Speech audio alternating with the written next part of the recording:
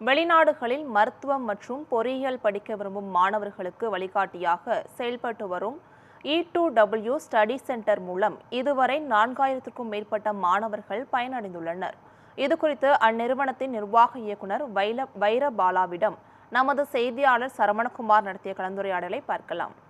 +2 முடித்த மாணவர்கள் தங்களுடைய உயர்கல்வியினை வெளிநாடு சென்று கற்க வேண்டும் என்றால் அதற்கு தஞ்சையைச் சேர்ந்த E2W ஸ்டடி சென்டர் நிறுவனம் வழிகாட்டியாக இருந்து வருகிறது. தற்போது இது குறித்து தெரிவிப்பதற்கு E2W ஸ்டடி சென்டர் நிர்வாக இயக்குனர் வைரபாலா அவர்கள் நம்முடைய இருக்கிறார். அவரிடம் கேட்கலாம்.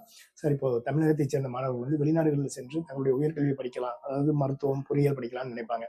அந்த மாதிரியான மாணவர்களுக்கு நீங்க எப்படி வழிகாட்டி நெறிமுறைகளை கொடுக்குறீங்க? அவங்களை எப்படி வந்து வெளிநாடுகளுக்கு அனுப்புறீங்க?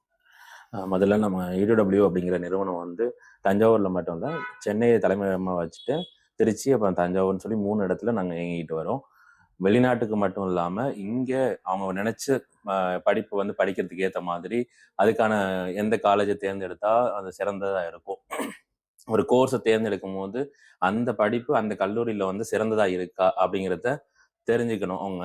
அதுக்கான வழிகாட்டுதலை நாங்கள் கொடுத்துக்கிட்டு இருக்கோம். இன்கேஸ் இங்கே வந்து அவங்களால எடுக்க முடியல, அட்மிஷன்ஸ் எடுக்க முடியல, இல்லை அந்த படிப்பு இங்கே படித்தா எனக்கு ஒத்து வருமா அப்படின்னு இருக்கிறவங்களுக்கு நம்ம வெளிநாட்டில் போய் படிக்கிறதுக்கான உதவிகளும் நம்ம பண்ணிக்கிட்டு இருக்கோம். இப்போ வெளிநாடு அப்படின்னு குறிப்பாக சொல்ல போனால், இப்போ கல்லூரி முடிச்சதுக்கு அப்புறம் வந்து போகக்கூடிய நாடுகள் நிறைய நாடுகள் இருக்கு.